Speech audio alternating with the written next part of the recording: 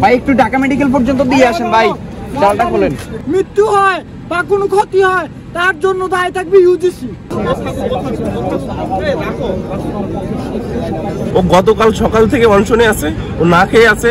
গতকাল VC treasurer সহকারী proctor অনেকে চেষ্টা করেছে তাকে অনশন ভাঙানোর জন্য, সে অনশন ভাঙে নাই। সে বারবার জিজ্ঞাসা করেছে আমি অসুস্থ, ঠিক আছে, আমার বন্ধু আছে, তারা ভাইরা আছে, তারা অনশন করে আছে, তারা অনশন ভাঙে নাই, আমি কোনোভাবে ভাঙবো না। সে এখনো পর্যন্ত অনশন ভাঙে নাই।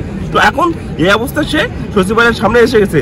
এখন সে মানে কোনো রকমে থাকতে পারতেছে না, সে মারাত্মক অসুস্থ হয়ে পড়েছে। এই অবস্থায় আমরা মিডিয়ার কান নিয়ে আমরা ঢাকা মেডিকেলে পাঠাইছি। আচ্ছা, আপনাদের মূল দাবিটা এই মুহূর্তে আসলে কি? 3 দফা আপনারা যে দাবি দিয়েছেন, এই মুহূর্তে আপনাদের অবস্থানটা আসলে কি? আমরা অনেক আন্দোলন করেছি, আমাদের প্রশাসন থেকে বারবার আমাদের শোনানো হয়, আশ্বস্ত করা হয়, সময় দেওয়া হয়, এর ভিতরে কাজ করা হবে, কিন্তু কখনো বাস্তবায়ন করা হয় না, বারবার বিলম্ব হয়। আমাদের এখন পর্যন্ত আমরা মন্ত্রণালয় থেকে দাবি পূরণের ব্যাপারে কোনো স্পষ্ট কিছু পাইনি। তো আমরা যতক্ষণ না তারা স্পষ্ট কোনো বিবৃতি আমাদেরকে দিবে ততক্ষণ আমরা মন্ত্রণালয়ের সামনে আমার অনশন।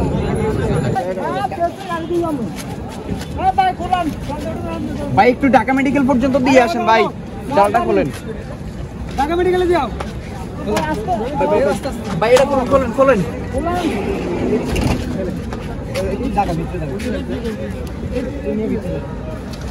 সবাই উঠেন।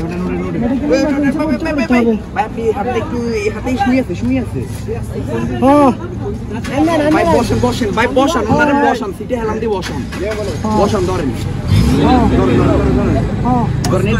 সব উঠেন ভাই উঠেন ভাই, পিছনে উঠেন তো। ঘুরে বসছে, ওর মাথার ব্যথা না খেয়েছে তো, মাথার ব্যথায় ডাক্তার নাই,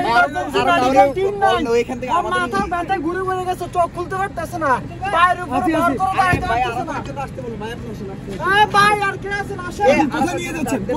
ঢাকা মেডিকেল নিয়ে যাচ্ছি ভাই। তো আমাদের দাবি হচ্ছে যে আমাদের বাধা কোথায় সেটা আমাদের ডিরেক্টলি উল্লেখ করতে হবে। বাধা কোথায় আমরা ছাত্র শিক্ষক সবাই মিলে সেটাকে সলভ করার চেষ্টা করব। আমাদের এখন দাবি হচ্ছে যে অনতিবিলম্বে সেনাবাহিনীর কাছে কাজ হস্তান্তর তো করতে হবে। বাধা কোথায়, সেই বাধা ভেঙে দ্রুতই এই সেনাবাহিনীর কাছে হস্তান্তর করতে হবে। আরো দফা ছিল যে বাণী ভবন এরকম হলে এরকম ছাত্র উঠানোর প্রক্রিয়া শুরু করতে হবে, এরকম আমাদের দাবি ছিল।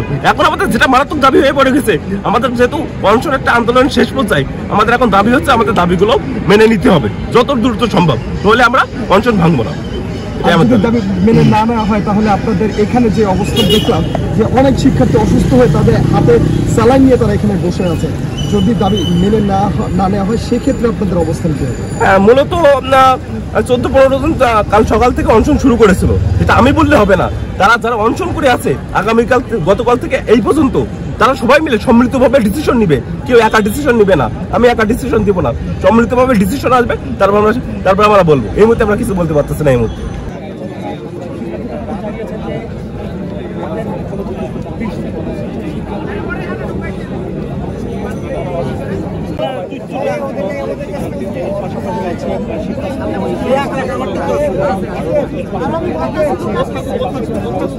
দেখো